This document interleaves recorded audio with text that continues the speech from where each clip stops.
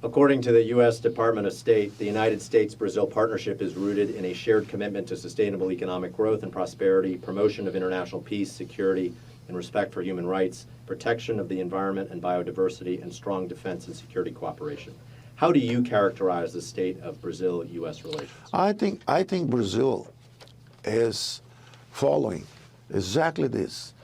President Bolsonaro condemns the distortion, the corruption of democracy in Venezuela.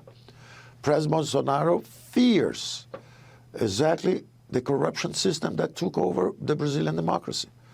President Bolsonaro is supporting our economic program, a liberal program, which is exactly to put the country cooperating, integrating the global economy. So we believe we are doing the right thing. We are condemning the totalitarian systems. We are trying to prevent that Brazil is corrupted in that direction, because there was a lot of corruption in the Brazilian democracy. And when we try to fix, they say we are a threat to democracy. No, we are a threat to a corrupt democracy.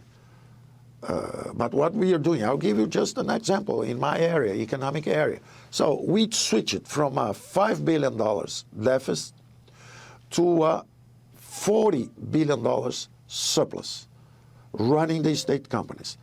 So this is a switch of $45 billion of annual corruption. So state companies were piled up.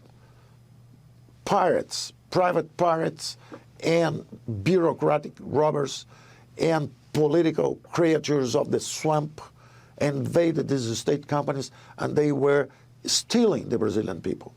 So we made a turnaround on the state companies, and we are going to privatize those companies. So they say we are a threat to democracy. How come?